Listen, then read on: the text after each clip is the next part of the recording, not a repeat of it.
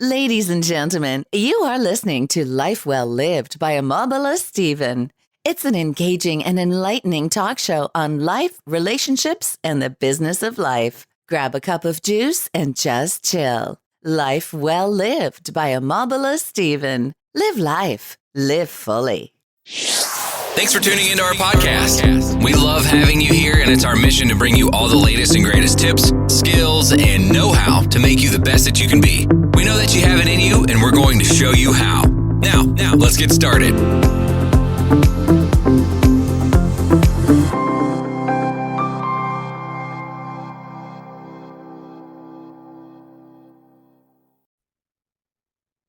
Good to have you on Live Well Lived by Mobile Stephen. I'm the host of Mobile Stephen, and today on Live Well Lived, we will be talking about neurodiversity and also about storytelling. Now, on Live Well Lived by Mobile Stephen, we focus on personal development and self-improvement topics. We realize that personal development and self-improvement is a lifelong process that we as individuals must embrace in life in order for us to move from where we are to where we need to be. Now, it's a constant effort that we need to put up in order for us to really have a transformed life and also a fulfilling one. Now, all of the innate gifts that we have within can only come to the fore, be enjoyed and maximized if we can look inwards, right? Asking the questions that is needed to be asked. And I guarantee you, the answers will always come to when we ask the right questions at the right time. Now, this is the mission and the focus of Live Well Lived by Mobile Stephen, having disruptive mindship conversations that is going to move you from where you have to where you need to be. Today's show, I have Thomas Wilson, who is a neurodiversity specialist and also a storyteller. Hi, Thomas. Welcome to the show. Well, thank you. I'm so excited to speak to your audience today. My audience is also excited to have you on the show because you have a unique niche you are covering, the neurodiversity community. We like to explore more on that. You run a sensory-friendly event, part of your expertise for the neurodivergent and also the mental health and other community. Now, I'm sure that there's a passion behind this. Thomas, can you share with my audience? Yeah, I'd be glad to talk about the passion that I have for this work. Would you like me to start with why I do the work? Feel free. Okay. So I was talking briefly on this before, but I always go through this as I talk to people. I grew up in the neurodiverse and mental health community in a time when early 90s, 2000s, when I feel like mental health care was kind of getting bigger.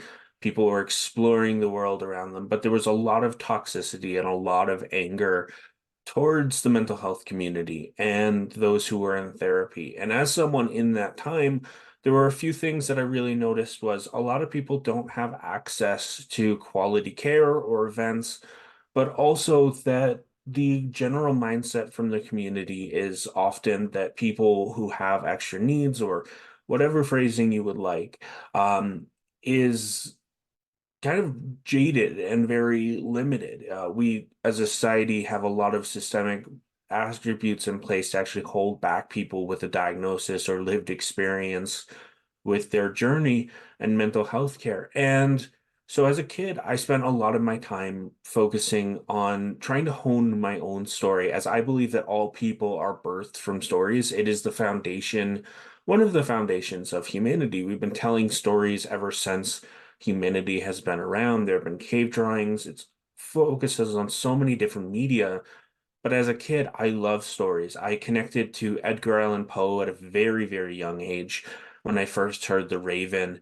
And since then, I've loved his work. But I also really, ever since I was a kid, I wanted to be someone who shared my stories in a way that helped people, because I learned as a young kid there's a lot of systems in place like schools and programs that are supposed to help people that don't work for everyone and they don't honor needs. So as I grew, I continued to work on sharing my story, as I know many people are not comfortable, but I wanted to make sure I was a positive force. And as I got older, I continued to rebel against systems that don't work for people because they aren't designed for people. And as I grew older, I've been in healthcare for 10 plus years. I've worked as a reading tutor. I've worked as a mentor and an advocate. But in late 2021, I decided I was at a point in my life where I needed to change. I needed to pursue something that would give my life a new meaning. And I always say that for people with mental health care, there is no guarantee that we're going to be good for every single day. There's no guarantee that we're always going to be healthy. It is a daily grind. It is a daily devotion to ourselves to take care of ourselves. And when I was at that point in a low, the only thing that really lifted me out of that was the idea of finally becoming my own storyteller, opening my business. And in that moment of revelation and despair and joy, I opened my business. And since then, that was late 2021. It's now 2024. My business has grown exponentially. I've been able to help people. In 2023, I did about 80 events. I'm already on course to break that. But everything is rooted in the mentalities that I learned as a kid that there needs to be programs, there needs to be services that actually honor the people who work for them and honor the individual. And that is part of why I do sensory friendly events, because so many events in the world, and I'm not trying to bash them at all. There's many great events out there, but they don't always honor the sensory needs, the auditory levels, the amount of people, the way people speak to people. And that's really what my passion comes from. Thanks for sharing that with my audience, Thomas. Now, still talking about this, your passion, I know that you've had to face some challenges along the way. Can you share that with my audience, having to embrace this passion and share it to the larger community, to the larger audience? How has it been embraced, and how are the challenges that you've encountered so far? Yeah, so I have found that in general, my work has been largely embraced with a resounding joy. I've connected with dozens of businesses. I've connected with people in the community who are so excited to do the work that I do, so excited to receive programs that work for people all the way from age 4 to 84 or older or younger. But a lot of the challenges that I do face come from people who don't fully understand the idea of sensory work, or community members who think that I am running something that ruins the fun for people. I've interacted with people who are very gatekeeping being the idea that somehow I'm trying to be too PC or too woke, which I don't like that mentality, because all people deserve access.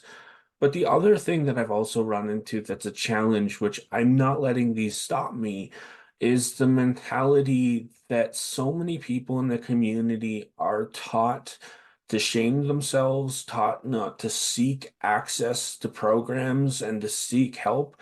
And the general reality that there are many people out in the world who have no idea what they can access and how, because so many people have been kept down in so many different ways.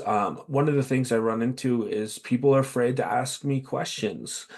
And I'm actually working on an article now discussing the importance of questions, because I find one of the easiest ways to remove someone's power is to stop them from being able to ask questions and get answers. I'm a huge believer that questions are the pathway to power, along with education, and many people just don't have as much access to that as they should. Thomas, my audience would like to know much about a sensory friendly experience. How does it look like? Who are the target audience? So I always say that anyone is welcome to attend my sensory friendly events. But in general, those who often seek sensory friendly events are people who live with neurodiversity, and that can be anything from ADHD, autism, and a variety of other things. If you don't know, neurodiversity is essentially a way in which the brain processes and handles information on top of many other things. That answer is a very simplistic one. But the people I often work with want to be respected. They want to be treated well, and they want the noise levels, the amount of people to be handled well. They want open spaces if they're in a building.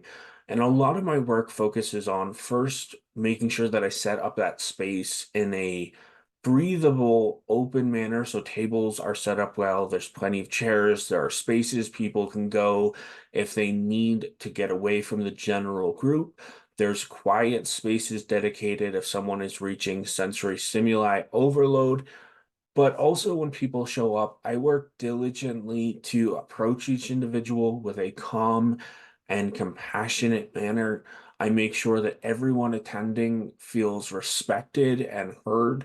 I think one of the major issues with, like, I always reference concerts, and I don't have any problem with concerts. I love concerts, but a lot of people can't handle them for very long because they're so loud. There's, hundreds of or hundreds to thousands of people, even tens, and there's a lot of noise. So my work is actually contradicting that mentality and making sure that on top of that respect, on top of honoring that each person is heard, making sure that my tone, my energy level, my understanding of what someone needs always matches the individual. And it can be hard to do that for a large group of people, but luckily I have the experience that helps me. And I always, always ask that individual what they need and honor their needs. Honoring the needs of an individual is one of the easiest ways to help set up a sensory friendly space and a sensory friendly event. All right. So I would like us to move to neurodiversity, which is your core expertise. I understand that you grew up with mental illness and also neurodiversity.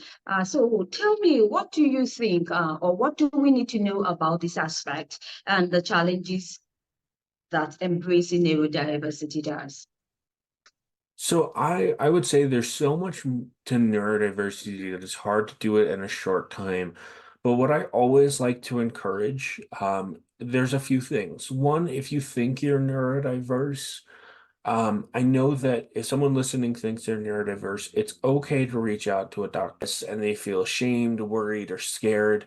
So one of the other things I really want to focus on is if you are neurodiverse or you think you are, make sure that you are giving yourself grace. Make sure that you're giving yourself room to grow and understand yourself better, as neurodiversity is really a complex pattern of way in which the brain works and it functions and really examines the world around us. And, especially if you have someone in your life who is neurodiverse or you're wondering if they are, or you want to gain information, I would always advise, if you are that family member, to give yourself grace as well, as this is a complex way in which that individual is always going to live their life. But it doesn't mean that the programs out there are always going to suit them. It doesn't mean they're always going to fail. One of the best ways to handle neurodiversity is to speak with the community, connect with individuals, and make sure you're not alone. I know many people who are afraid to interact with their neurodiversity. And that's part of the reason I do my work, is to help people connect to programs that will help them. And the last thing I really want to say about neurodiversity is this is a term that's somewhat newer in our society. And we as people are constantly growing in how we understand it and how we work with it. So if someone tells you something you don't like, or you don't get an answer, or someone makes fun of you, or something else like that, and you're growing and understanding this or studying it, I would always recommend try to understand the human aspects of it. If you're doing research, again, focus on the people, not the outcome. And my expertise is really around the social aspect. So I'm not a scientist, but I know that people's behavior is so often impacted by the supports out there. And yes, this is an overtly complex discussion, but making sure you have the right people and the right supports is going to make everything easier. Not always, but a good chunk of the time. Certainly, Thomas Wilson, thanks for sharing your thoughts on the show. Let's talk about mental health, which is very critical, especially at these troubling times of our life. We can overemphasize the importance of having this discussion on mental health on a daily basis. So what are some of the facts that we are really missing about mental health. I'd like you to share this in your own perspective. So I think one of the core things that I think is, a fact is that there is a lot of misconception in the world right now, and there's a lot of people who are still very worried. I know in the United States, not that long ago, I believe we had, Men's Mental Health Day, and the staggering statistics of the amount of men who are not in care, or the amount we've also had youth events and other youth months around mental health care. There is a massive amount of people. I can't quote the exact number right now off my head, but there's so many people too afraid to receive mental health care. And another fact is that receiving care is the best way to treat it. There are so many groups, so many cultures that this is something to push back against. And I don't want to criticize those cultures, but what I want to do is encourage you to seek care if you want to know this. And one other thing I really do want to emphasize is just because. If you enjoyed today's episode, make sure you subscribe and leave us a review.